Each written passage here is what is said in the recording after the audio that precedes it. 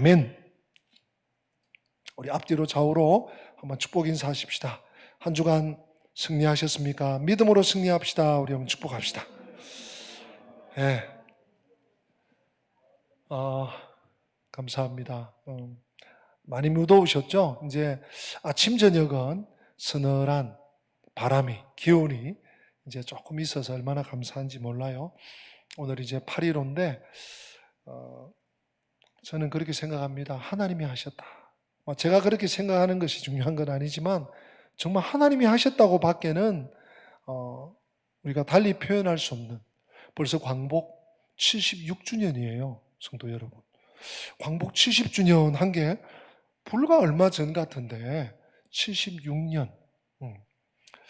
참 돌이켜보면 하나님의 은혜고, 우리 이 나라와 민족이 정말 말로 표현할 수 없는, 정말 70세를 넘어서 이제 80, 90이 되신, 이제 얼마 남지 않으신 우리 어르신들 다 이 몸으로 다 겪으셨죠. 이 참 일제 신탁 통치를. 참 그 가운데서도 믿음을 지키고 또 신앙을 지킬 뿐만 아니라 가정과 나라를 건사하신 우리 믿음의 선진들을 우리 본받아서 이 코로나 전국에서도 우리의 믿음이 움츠려들거나 또 나태해지거나 그런 일이 있어서는 안 되겠습니다. 더욱 다잡고 믿음의 깃발을 세워야 할 것입니다. 제가 말씀을 준비하면서 또 8.15를 깊이 또 생각하면서 이렇게 제 나름대로 한번 신앙생활이 뭔가, 과연 신앙생활이 뭔가 하는 것을 저 나름대로 한번 정립을 해봤어요. 정립했다기보다는 짧은 단어로 한번 표현을 해보았습니다. 이렇게 한번 정리를 했어요. 신앙생활이란 하나님께서 주신 은혜를 기억하여, 중요한 얘기입니다. 하나님께서 주신 은혜를 기억하여 감사하며 주님을 높이고 주님을 기리는, 주님을 증거하는 삶을 사는 것, 그리고 앞으로 하나님께서 이루실 일을 기대하면서 살아가는 것, 그게 신앙생활 아닌가. 저는 신학적인 학적인 이런 걸 떠나서 실천적인 저 나름대로 신앙생활이 뭔가를 정립해 봤어요. 여러분, 우리 신앙생활은요, 기억하는 거예요. 하나님 주신 은혜를 기억하는 거. 하나님의 은혜를 잊는 즉시, 잊어버리는 즉시, 망각하는 즉시 성경에 보니까요, 타락으로 가요. 우리 예수님께서 참 우리 지금 2년째 그 성찬식을 못하고 있지 않습니까? 올 가을 지금 어떨지 모르겠는데 세례식도 못하고 성찬식을 못해요. 성찬식을 통해서 주님께서 이것을 행하여 나를 기념하라. 여러분, 기념하는 것이 기억하는 것입니다. 주님이 나를 위해서 피 흘려 죽으셨지. 주님이 대속의 죽음을 죽으심으로 내가 지금 숨 쉬고 있네? 힘겨울 때도 있지만 이렇게 살아있네? 그걸 기억하는 거예요. 여러분, 구약 성경에도 보십시오. 이스라엘 백성들이 하나님을 잊어버리는 즉시 타락의 일로로 행하고요. 그 결국이 뭡니까? 패망이에요. 폭망입니다. 하나님 은혜를 망각하면 끝입니다. 끝장입니다. 그래서 왕정시대도 보면 요시야 왕, 또 히스기야 왕, 이런 참 정말 하나님의 은혜로 믿음으로 살았던 그 시대에 보면 유월절을 잘 지키는, 유월절. 여러분, 절기가 축제인데 축제를 성대하게 했네, 이게 아니에요. 뭡니까? 하나님을 기억한 거예요. 하나님이 하셨다고. 유월, 우리를 출애굽하게 하신, 이 죄악의 이 이집트에서 출애굽, 출이집트, 구출해 주신 은혜를 기억하는 것이 유월절 아닙니까? 그 유월절을 성대하게 지켰다는 것은 하나님을 제대로 기억하고 기념했다는 거예요. 우리는 정말 하나님의 은혜를 망각하고는 이 땅에서 성도로 살 수가 없습니다. 그 사실을 특별히 그 8.15 광복절이자 또 주일로 우리가 맞이하면서 보내면서 우리가 마음 깊이 또 되새기고 또 인각해야 할 것입니다. 자, 지난 주일에 이어서 오늘 예수님 다시 갈릴리로 가시는데 갈릴리 가나로 가셨습니다. 지난 주일에 다시 갈릴리로 하는 말씀, 아마 반수 이상 우리 식구들이 영상으로 함께 했을 텐데, 우리 주님께서 사마리아 사역을 참 다 마치시고 놀라운 역사가 있었죠. 그리고 이제 가시던 길을 갈릴리로 다시 가시는데, 우리 주님께 이 갈릴리는 참 애정의 갈릴리예요. 그곳에서 하마터면 돌아가실 분. 주님 십자가에 달려 구속을 완성하셔야 되는데 갈릴리 사람들이 얼마나 강포한지, 예수님을 벼랑 끝에 몰아가가지고 막 잡아 죽이려고 하는. 우리 주님이 전지전능하시니까 그걸 피해서 나오셨지. 그런 좋지 않은 추억이 있는 곳, 그런 트라우마가 있는 곳을 주님이 또다시 찾아가신 거죠. 위험해서 난 못해, 안 가, 날 싫어하는데 나 어떻게 해, 할 것이 아니라 정말 그들이야말로 복음이 필요하고 예수가 필요하고 믿음이 필요한 자들이라는 것을 우리가 알고 우리의 삶 속에 주님처럼 다시 갈릴리로 갑시다, 우리 그런 말씀 지난주에 나누었죠. 자, 우리 주님께서 오늘 본문 보니까 다시 갈릴리는 갈릴리인데 갈릴리 어디로 가십니까? 가나에 이르렀어요. 여러분, 갈릴리 가나 하면 좀 생각나는 사건이 하나 있으시죠? 우리 요한복음 2장에서 보았던 물이 변하여 포도주 됐네. 딱 떠올리려고 하는데 오늘 요한이 너무너무 친절하게 이렇게 얘기를 해요. 여러분 46절 보십시오. 예수께서 다시 갈릴리 가나에 이르시니 전에 물로 포도주를 만드신 곳이라. 오늘 본 이야기, 왕의 신하가 막 어려운 일이 있어서 주님 찾아와서 주님 좀 도와주세요, 주님께 막 기도하고 간청하는 그 얘기를 시작하기 전에 오늘 사도 요한이 이 얘기를 먼저 툭 던져놓고 있어요. 여러분 그냥 지나가시면 안 됩니다. 갈릴리 가나로 가셨다. 그리고 가서 이런 사람을 만났다. 이런 일을 하셨다. 그렇게 이렇게 되었다. 끝. 이렇게 안 하고 갈릴리의 가나에 이르시니 거기서 물로 포도주를 만든 곳이다. 굳이 말씀하세요. 여기 메시지가 있는 거예요, 여러분. 저는 이 말씀을 묵상하다가 또 이게 여러 번 읽다가요, 주님도 또 말씀하시네. 또 이 사건을 끝내면서 요한 사도가 또 그 얘기를 하네. 한번 읽어보십시다. 48절입니다. 우리 주님께서 이 얘기를 하세요. 같이 한번 읽어보십니다. 시작. 예수께서 이르시되 너희는 표적과 기사를 보지 못하면 도무지 믿지 아니하리라. 아멘. 지금 표적이라는 단어를 주님이 직접 표현하셨어요. 세메이온, 헬라어로. 이 표적이라는 단어를 좀 마음에 두시고요. 자, 마지막 절 54절에 한 번 더 나옵니다. 우리 같이 읽습니다. 시작. 이것은 예수께서 유대에서 갈릴리로 오신 후에 행하신 몇 번째 표적? 갈릴리 가나에서 첫 번째 표적은 물이 변하여 포도주가 된 사건이잖아요. 그 잔치집에. 두 번째 표적은 왕의 신하의 아들을 고쳐주신, 이것이 갈릴리 가나에서 두 번째 표적이었다.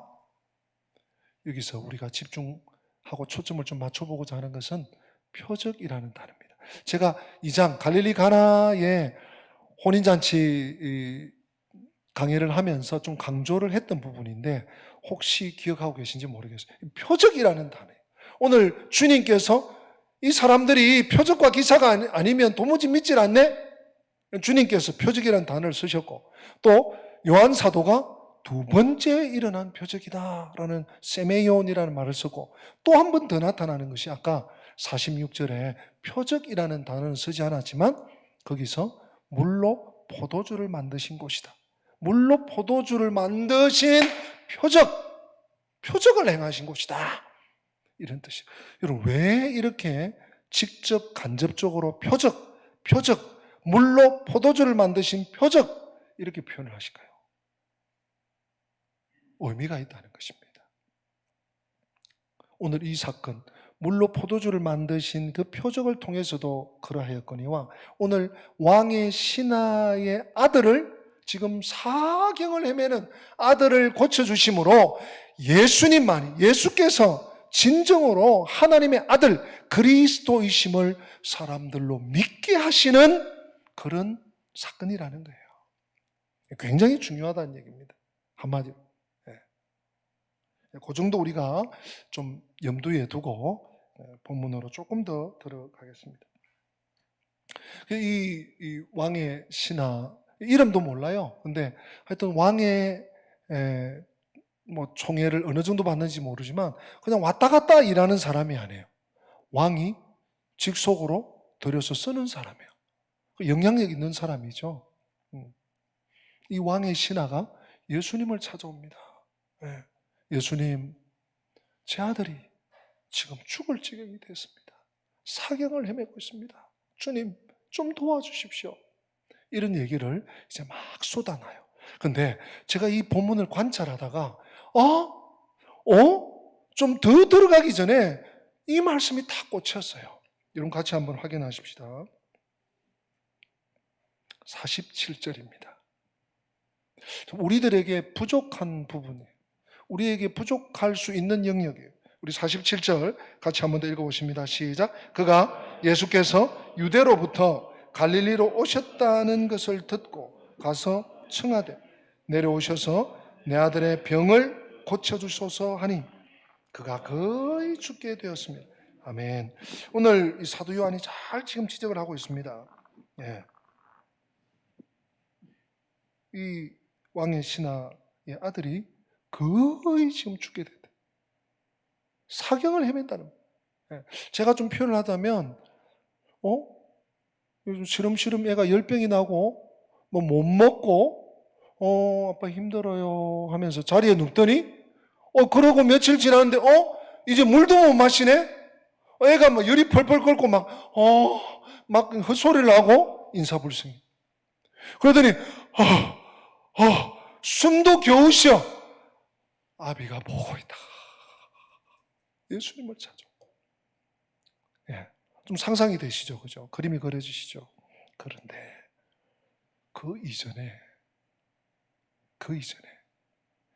요한 사도가요 아주 관찰이 대단합니다. 여러분 47절 좀 전에 우리 다시 읽은 본문 앞쪽을 한번 보세요. 그가는 왕의 신하입니다. 아들이 지금 사경을 헤매는 그 아비예요. 그가 예수께서 유대로부터 어디로? 갈릴리로 오셨다는 것을 듣고 저는 이 본문에 좀 꽂혔어요. 여러분, 우리가 어디에 관심을 두고 삽니까? 여러분, 무엇에 하루 일과를 딱 해놓고 보면 오늘 무엇에 집중해서 살았습니까? 무엇을 향해서 걸어왔습니까? 여러분, 한 주간이 얼마나 짧은지요.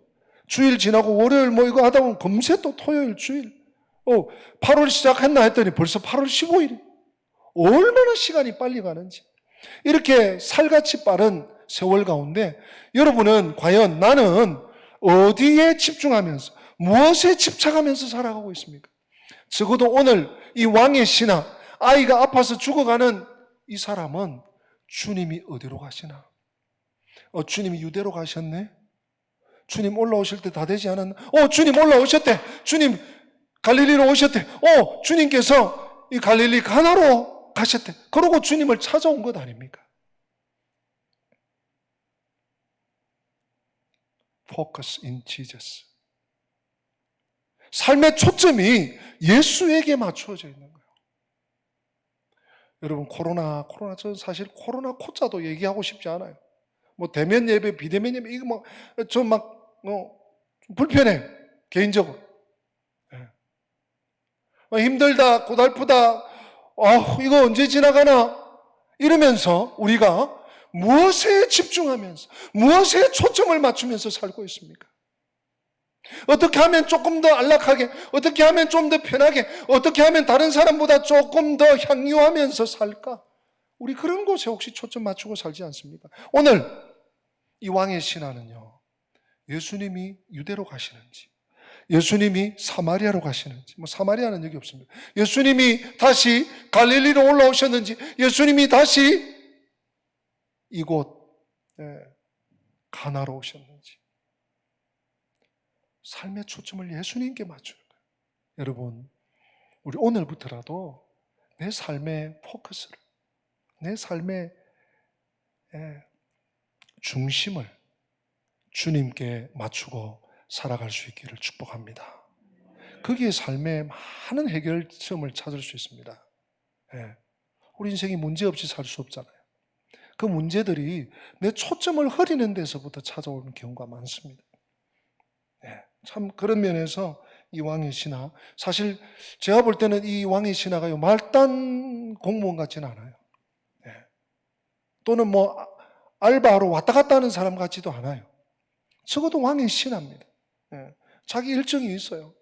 자기에게 맡겨준 임무가 있습니다. 그 모든 것 가운데 주님을 앞장세우는, 그리고 지금 주님을 찾아왔잖아요. 주님께 초점 맞추니까 주님을 찾아오는 거예요. 여러분, 믿음이라는 것이 거기에 있습니다. 언제나 주님께 관심을 가지는, 언제나 그래서 말씀에 마음을 두는 것. 시편 기자들처럼 내가 새벽과 밤에 주의 말씀을 읊조리나이다, 묵상합니다. 이 왕의 신하가요, 예수님을 찾아옵니다. 그리고 몸을 낮추고, 주님, 제 아이가 지금 가버나움에서 병들었는데, 몹쓸 병에 들었는데 죽어갑니다. 주님, 좀 내려오셔서 고쳐 주시옵소서. 성도 여러분, 우리 이 왕의 신하처럼요, 우리는 몸을 낮추고 마음을 낮출 때 주님의 은혜를 경험할 수 있습니다. 내가 다 할 수 있고, 내가 다 알고, 내가 다 경험해봤고, 지금 아쉬운 거 없고, 이래가지고는 하나님의 은혜를 받을 수 없습니다. 어쩌면 이 왕의 신하, 지금 정말 아들이 숨이 콜콜콜콜 넘어가요. 이것이 너무 고통스럽고 너무 지금 두렵지만, 어쩌면 주님께 나아올 수 있는 그런 이유와 근거가 됐는지 몰라요. 우리 주님께서 우리의 삶 속에 주시는 문제들, 시련들, 어려움들, 고통들, 고난들, 하나님 왜 하필 접니까? 하나님 왜, 제가 잘못하긴 했지만 왜 하나님 저한테 이러십니까? 이러면서 우리가 그럴지 모르겠는데 아니에요. 그건요, 주님께서 야, 너 너무 바쁘게 산다. 야, 너 너무 정신없이 여기저기만 흩어놓고 산다. 너 나하고 좀 만나자. 야, 너 좀 나하고 좀 이야기하자. 응? 너 나하고 좀 가까이서 얼굴 좀 보자 하고 주님 부르시는 시간인지 모릅니다, 여러분. 이 왕의 신하는 그래서 주님 앞에 온 것이죠. 주님 좀 살려주십시오. 제가 아니라 제 아이 말입니다. 그랬더니 주님께서 한번 응답을 하시죠. 반응을 하시죠. 도무지 표적과 기사가 아니면 안 믿는다니까. 그랬더니 이 왕의 신하가 뭐라고 또 얘기를 합니다. 다시 우리 같이 한번 본문을 보십시다. 49절입니다. 49절. 같이 읽습니다. 신하가 이르되 주여, 내 아이가 죽기 전에 내려오소서. 야, 얼마나 지금 애절한 상황입니까? 네? 아이가 지금 숨을 헐떡이고 있는 그 소리가 들리는 것 같아요. 그 모습이, 그 침상의 모습이 여러분 그려지지 않습니까? 그런데 여기서 우리가 하나 좀 짚고 넘어가야 될 것이 있습니다. 여러분 복음서를 보시면서, 요한복음도 그렇고요, 다른 복음서 마태, 마가, 누가복음 복음서를 보시면서 아무개가, 문둥병자가, 또는 한쪽 다리 아픈 사람이, 또 여인이, 또 남자가, 청년이 예수님께 나아갔다, 예수님을 만났다, 그리고 예수님과 무슨 대화를 하고 이러면 그게 다 기도예요. 제가 늘 말씀드리죠. 그죠? 기도. 네. 근데 지금 오늘 이 왕의 신하도 아들의 문제를 가지고 아들의 지금 생사 고비에서 예수님께 좀 고쳐달라고 간구하는 기도예요, 기도. 근데 이 기도에 맹점이 있어요. 47절에 뭐라고 합니까? 내려오셔서 고쳐주십시오. 예수님 지금 어디 계시죠? 갈릴리 가나에 계세요. 아들, 지금 이 왕의 신하의 아들 어디 있습니까? 가버나움에 있어요. 갈릴리 같은 갈릴리지만 가나에서 가버나움까지 꽤 거리를 가야 돼요. 몇십 킬로라 그럽시다. 이 거리에 공간의 갭을 주님 이것 좀 어떻게 메꾸어서 주님 좀 와주십시오. 직접 좀 와주십시오. 주님 여기서는 안 되지 않습니까? 내 아이가 있는 우리 집으로 좀 가서 내려오셔서 좀 고쳐주십시오. 여러분 그거 기억하십니까? 로마 백부장이죠. 로마 백부장인 사람이 너무 믿음이 좋았어. 근데 자기 그 스라의 부하가 막 모설병에 걸렸어요. 그래서 다른 부하 하나를 보내면서 예수님께 이렇게 여쭈어라 하고 보냈더니 예수님이 그 사람의 말을 듣고 어디 그래 한번 가보자 하고 겉옷을 한번 주섬 입고 이렇게 가시려고 했던 것 같아요. 그랬더니 이 부하가 보냄받은 부하가 예수님 안 됩니다. 우리 주인님이 예수님이 직접 오시는 건 안 되고 말씀만 해도 낫겠답니다. 우리 주인님이 예수님을 이렇게 영접해서 받아들일 그런 저기가 안 된답니다. 그랬더니 주님께서 뭐라고 합니까? 이스라엘에서 이만한 믿음을 내가 아직까지 만나보지 못했다. 극찬을 하시죠. 여러분, 우리 주님께는 공간적인 거리에 이렇게 가나에서 가버나움까지 그 정도가 아니잖아요. 예수님 만약에 지금 예루살렘 갈릴리 가나에 계시다. 우리는 한국에 있어. 이건 뭐 도저히 극복할 수 없는 공간적인 갭 아닙니까? 할 수 없습니까? 아니에요. 아니에요. 우리 예수님께는 이 원격 조정 이게 오늘 요즘 우리 시대에나 이제 주어졌습니다만 그 2000년 전 고대에 주님은 공간적인 장소적인 갭을 뛰어넘는 분이에요. 또 하나 뭡니까? 또 하나 49절에 보니까 예수님께 내 아이가 죽기 전에 참 부모의 심정, 여러분 우리의 심정 아니겠습니까? 동일한 심정 아니겠습니까? 아이가 지금 막 숨을 헐떡이면서 막 지금 헛걸 보면서 죽어가. 어미의 심정이 아비의 심정이 어떻게 했냐고요. 죽기 전에 내려오십시오. 죽기 전에. 그런데 여러분 이것도 이 왕의 신하의 믿음의 한계 상황이죠. 우리 예수님께서 죽음 가운데서 구출해 주신, 죽음에서 살리신 경우가 물론 주님이 나중에 십자가에 달려 죽으시고 부활하십니다마는 그 경우가 몇 군데 나와요. 예수님께서 길 가시면서 예수님 길 가고 계실 때 한 회당장 야이로가 예수님을 찾아오요. 아마 이 왕의 신하의 아들처럼 다급했던 것 같아요. 예수님, 우리 집에 좀 가십시다. 우리 집에 좀 가셔서 좀 우리 딸아이 12살 된 이제 12살입니다. 이 아이 좀 고쳐주십시오. 막 이러고 있는데 혈루병 걸린 여인이 와서 예수님이 뭘 잡습니까? 옷을 탁 잡고 그 씨로 깨끗하게 되었어요. 오늘도 막 누가 이렇게 했냐 막 이러고 있는데 어수선한데 회당장 야이로의 집에서 사람이 와요. 회당장님, 주인님, 그만하십시다. 아이가 죽었습니다. 주님, 그만 괴롭히십시다. 갑시다. 그때 주님께서 이렇게 말씀하세요. 여러분 한번 받아서 합니다. 두려워 말고 믿기만 하라. 믿기만 하라. 여러분, 주님께서 이 아이를 달리다고 살려주셨잖아요. 죽으면 끝나는 게 아니에요. 우리 주님께는 생명이 끊어진다고 끝나는 것이 아닙니다. 그뿐입니까? 내 친구 나사로가 잠들었다. 내가 깨우러 가야 되겠다. 그러면서 베다니로 가시잖아요. 예, 베다니 터줏대감 같은 이 나사로의 자매들, 예, 마리아와 마르다에게 주님께서 말씀하시죠. 네 오빠가 죽은 지 나흘이 되어서 냄새가 나지만 네가 믿으면 하나님의 영광을 보리라. 여러분, 믿음이 이렇게 중요한 거예요. 믿으니까 주님은 가나에 계시고, 믿으니까 아들은 가버나움에 있는데,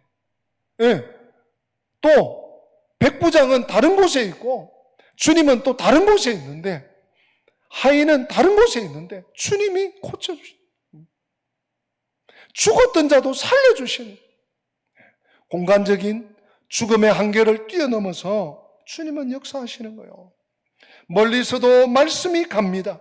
죽은 자에게도 말씀이 갑니다. 이 왕의 신하는 이 부분을 오해했던 거죠. 몰랐던 거죠. 그래서 내려가셔서 가버나움에 내려가셔서 좀 해주십시오. 죽기 전에 오십시오. 사랑하는 성도 여러분, 믿으면 아무 걱정이 없습니다. 왜요? 믿음은 모든 장애물을 뛰어넘어요. 모든 장애물을 극복해요. 주님이 뭐라고 하십니까?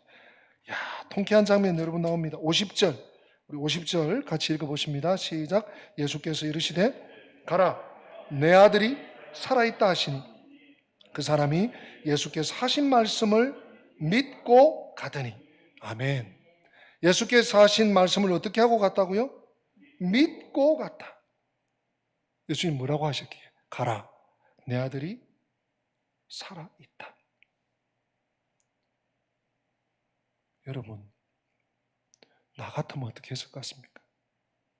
내가 왕의 신하의 아들이다. 왕의 신하다. 좀 이게 뭐라고 할까요? 힘이 좀 있습니다. 힘께나 있습니다. 네. 또 왕의 신임을 받는 사람입니다. 경제적으로도 좀 괜찮겠죠? 그렇습니다. 근데 주님께 막 간청을 해서 우리 집에 좀 내려가십시다, 선생님. 그리고 아이가 죽기 전에 좀 고쳐주십시오. 정말 그 은혜는 있지 않겠습니다? 주님이 가라, 내 아들이 살아있다. 어쩌면 저 같으면 그냥 예를 들겠습니다. 아니, 예수님 정말 이러실 수 있습니까? 내가 이렇게 부탁을 하는데, 내가 모든 것을 내려놓고 주님께 이렇게 왔는데 한 번쯤 가줄 수 있는 거 아닙니까? 이렇게 해야 되겠습니까? 이랬을지 모르겠어요. 아니면 예수님 너무하십니다. 주님이 그렇게 바쁘시고 못 가시면 제자한테 안수라도 해서 제자 하나라도 좀 보내주시면 안 됩니까? 전 그 생각이 많이 들었어요. 이 세메이온, 이 표적을 보면서, 물론 우리는 전후, 좌우, 기성정결, 결과까지 다 알고 있기 때문에 그냥 쓱 지나갈 수도 있지만, 여러분 하나님 말씀 그렇게 보는 거 아니에요.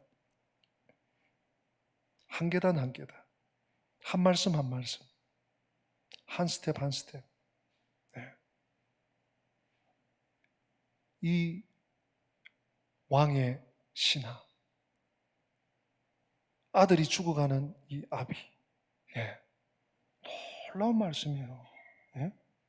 믿고 가더니, 예수께서 하신 말씀을 믿고 가더니, 이 사람에게, 이 아비에게, 이 왕의 신하에게 적어도 믿음이 있었습니다. 제가 볼 때는 세 가지 믿음이 있었습니다. 첫째, 아까 제가 처음에도 강조했지만 예수님께 찾아오는 믿음. 주님께 focus in Jesus Christ. 주님께 초점 맞추면서 주님이 어디로 가시는지, 어떻게 행하시는지를 보면서 주님께 나오는 믿음이 있었습니다. 둘째, 주님께 맡겨드리는 믿음이 있었습니다. 여러분, 주님께 맡겨드리는 게 뭐예요? 기도잖아요. 여러분, 기도하셔야 됩니다. 기도를 다른 거라고 생각하시면 안 돼요. 주님께 맡기고 사는 게 기도입니다. 여러분 삶의 자리에서 큰 일이든지 작은 일이든지 중요한 일이든지 덜 중요한 일이든지 급한 일이든지 여유 있는 일이든지 주님께 맡기는 연습을 자꾸 하셔야 돼요. 혹 우리 성도들 중에 이런 생각하시는 분 계십니까? 아유 목사님 저 맡기고 살아요. 맡기고 사는데 중요한 때가 오면 아주 막 일생일대에 아주 어떤 기회나 이런 게 올 때 그때만 죄송하지만 안 됩니다. 맡기는 연습 평소에 하셔야 돼요. 우리 요즘 90기도 하잖아요. 네? 맡기는 연습 하시는 거예요, 여러분. 우리 가정사의 문제, 자녀의 문제, 앞날의 문제, 내 믿음의 영적인 문제, 오늘 살아가면서 이 세상에서 부딪히는 문제, 어려움들, 크고 작은 일들, 네.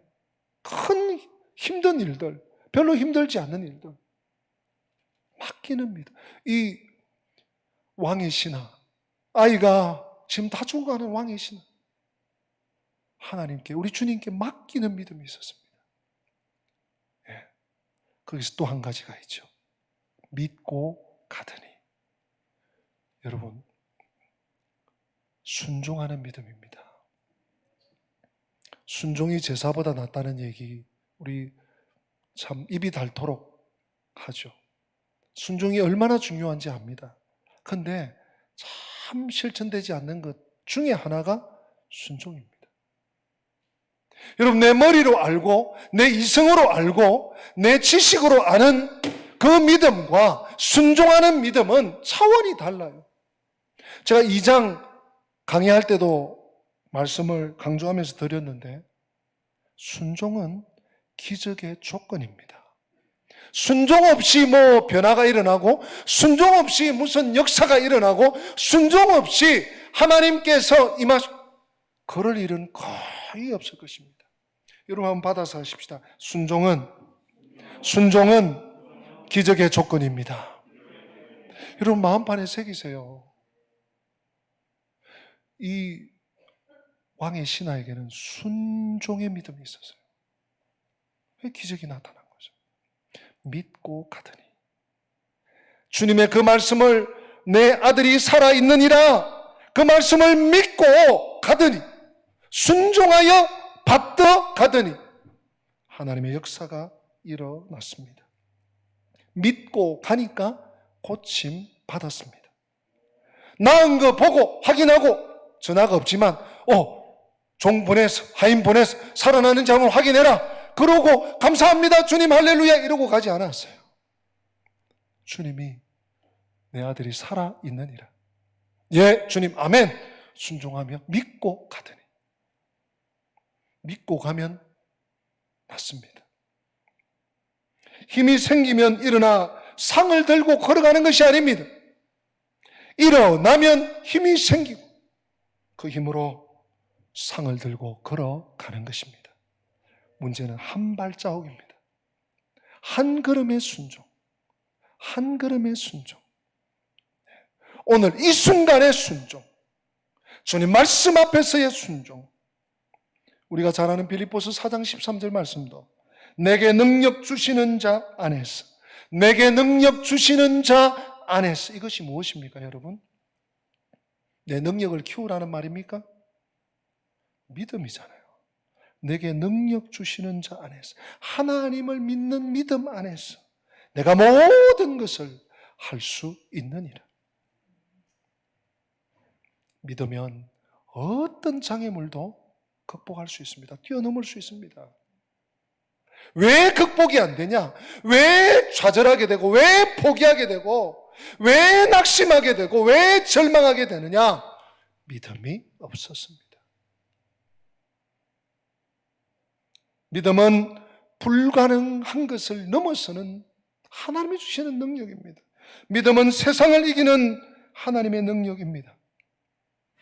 나중에 이 왕의 신하가 집에 돌아가는 길에 하인들에게 확인합니다. 언제 나왔느냐? 주인님 어제 7시쯤 열이 떨어지고 나왔습니다. 살아났습니다. 할렐루야. 그때 주님을 만났을 때라는 것을 알고 이 왕의 신하와 온 식솔들이 예수를 믿은지라. 세메이온 맞잖아요. 표적이 맞잖아요. 예수 그리스도만이 할 수 있는, 예수 그리스도만이 하나님의 아들 그리스도이심을 나타내는 이 기적, 이 증거, 이 세메이온, 이 표적, 이 표시, 온 식구가 믿었습니다. 사랑하는 성도 여러분, 믿음으로 살면 신납니다. 뭐 일이 잘 돼서 돈이 벌려서 그게 아니고요. 하나님이 함께 하시니까, 하나님이 은혜를 주시니까, 하나님 믿음을 주시니까, 하나님이 동행하시니까 믿음으로 살면 신납니다. 또 작은 일 믿고 작은 것 순종하면 하나님 그 다음에는 좀 더 큰 거 믿고 순종할 수 있게 돼요. 작은 거, 아이고 내가 지금 내가 이 짬밥에 지금 이렇게 하게 됐나? 그러면서 그냥 순종 안 하고 내 하던 대로 하면 그 다음은 없는 거예요. 작은 것 순종하면 더 큰 순종할 기회를 주시고, 하나님을 경험할 기회를 주시고, 놀라운 은혜를 주시고 체험을 주시는 거예요. 우리 금요일 날 보았던 말씀, 이 시간 한번 제가 식구들하고 한번 나누고 말씀을 정리하려고 합니다. 여러분 이사야 65장 13절 14절 말씀을 먼저 한번 읽고 제가 또 설명을 드리겠습니다. 이사야 65장 13절 14절 같이 읽습니다. 이러므로 주 여호와께서 이와 같이 말씀하시니라. 보라, 나의 종들은 먹을 것이로되 너희는 줄일 것이니라. 보라, 나의 종들은 마실 것이로되 너희는 가라할 것이니라. 보라, 나의 종들은 기뻐할 것이로되 너희는 수치를 당할 것이니라. 보라, 나의 종들은 마음이 즐거움으로 노래할 것이로되 너희는 마음이 슬픔으로 울며 심령이 상함으로 통곡할 것이며. 아멘. 그럼 그 밑에 16절에 가면 16절에 무슨 말씀이 나오는가 하면요, 이러므로 땅에서 자기를 위하여 복을 구하는 자는 진리의 하나님을 향하여 복을 구할 것이요, 이런 말씀이 나와요. 진짜 믿음입니다. 이스라엘 백성들은 한 사람도 하나님을 믿지 않는 사람 없었어요. 태어날 때부터 신앙 교육입니다. 토라를 암송시킵니다. 그런데 참 믿음이 있고 참 믿음 아닌 믿음이 있다는 거예요. 우리 하나님 보실 때. 그래서 보라, 보라, 보라, 보라, 4번의 보라가 나옵니다. 물, 양식, 또 수치 당하지 않음, 또 기쁨과 즐거움. 우리 삶에 필요한 모든 것입니다. 참 믿음 있는 자, 자기를 위하여 복을 구하는 자가 아니라 여호와 하나님을 향하여, 여호와 하나님을 향하여, 진리의 하나님을 향하여 복을 구하는 자, 참 믿음의 사람. 그런 자에게 하나님께서 은혜를 부어주시는. 그래서 제가 양극화라는 표현을 썼습니다. 여러분, 우리 하나님은 결코 영적인 세계에 있어서 공평한 분이 아닙니다. 믿고 찾고 구하고 두드리고 하나님께 나오는 자에게는 넘치도록 주시고, 하나님과 관계없이 살고 하나님을 믿되 나 자신도 믿고 세상도 좋고 다른 힘도 믿고 의지하고 다만 더하기 하나님도 또 의지하고, 하나님은요 완전히 구별해 버리십니다. 내가 참 믿음 속에 있는가? 오늘 우리의 시대, 이 코로나 시대가 진짜 믿음, 진리의 하나님을 찾는 사람이 누군지, 또 제 소견대로 믿는 자가 누군지, 하나님 앞에 순종하여 받들어가는 사는 자가 누군지, 지가 이때까지 해오던 대로 자기 방식대로 사는 자가 누군지 하나님은요 구분하세요. 오늘 믿음은 모든 장애물을 뛰어넘습니다. 장애물이 문제가 아닙니다. 내가 진짜 믿음의 사람인가? 참 믿음의 사람인가?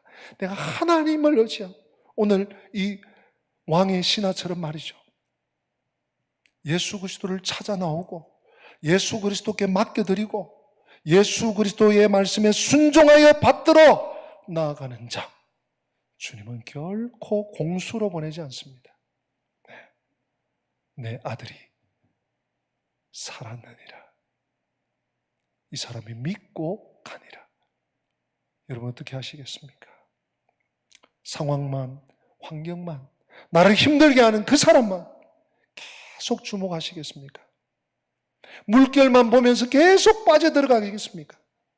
믿음의 선언을 하십시오. 믿음의 고백을 하십시오. 그래서 순종의 한 걸음을 내디디십시오. 그럴 때 주님께서 모든 것을 이기게 하시고 극복하게 하시고 뛰어넘게 하실 줄로 믿습니다. 우리 다 함께 기립하셔서 오늘 이 말씀을 믿으면서 찬양하십니다. 예수 늘 함께 하시네.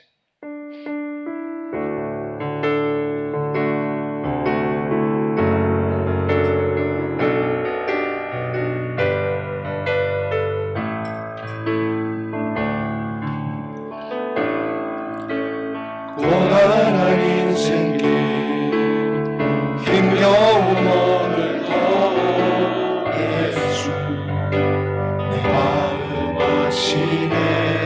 지나간 아픔도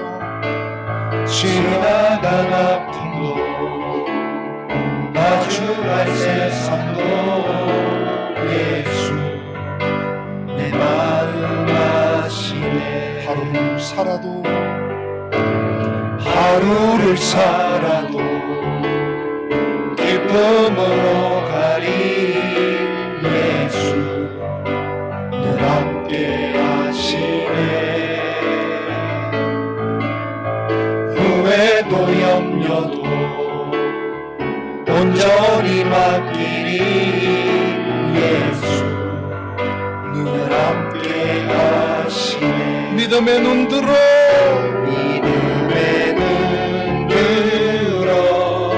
주를 보리. 이 또한 지나가리라. 주어진 내 삶의 시간 속에 주의 뜻 알게 믿음의 눈 들어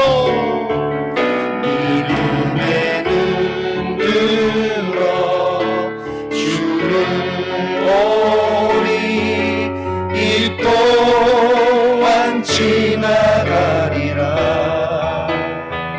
주어진 내 삶의 시간 속에 주의 뜻 알게 하소서. 인생의 위기 앞에서 날마다 직면하게 되는 무력하고 연약한 저희들입니다. 오늘 사랑하는 아들의 생명이 꺼져가는 현실 앞에 다급한 마음에 주님 앞에 나왔던 이름 모를 한 왕의 신하가 우리 주님께 보였던 태도와 그 믿음과 그 순종을 우리가 상고해 보았습니다. 주님, 믿음은 모든 장애물을 뛰어넘는다고 저희들이 마음에 새겼습니다. 순종은 기적의 조건임을 확실히 알고 주님 순종으로 삶의 문제를 대처해 나가기를 소망합니다. 하나님, 저희들에게도 믿음을 주시고 문제가 아니라 어려움이 아니라 위기가 아니라 믿음이 없어서 믿지 못하여서 우리 주님께 나오지 못하고 주님께 맡겨드리지 못하고 주님께 온 마음을 다해 온 삶을 다해 순종하지 못함으로 아무런 기적은 고사하고 아무런 변화가 없는 어리석은 삶을 살지 않도록 주여 우리에게 믿음을 더하여 주시옵소서. 순종의 놀라운 역사를 주님 앞에 보일 수 있도록 믿음을 더하여 주시옵소서. 주 예수 그리스도의 은혜와 하나님 우리 아버지의 변함없는 사랑과 성령님의 교통하심이 믿음의 주요 온전케 하시는 예수를 끝까지 바라보고 믿음이 모든 장애물을 뛰어넘는다는 사실을 믿고 확신하고 주를 따라가기 원하는 주의 백성들 머리 위에, 저들의 삶의 여정 위에, 우리 교회와 민족과 열방 교회 위에 지금부터 영원토록 함께 계실지어다. 아멘. 아멘.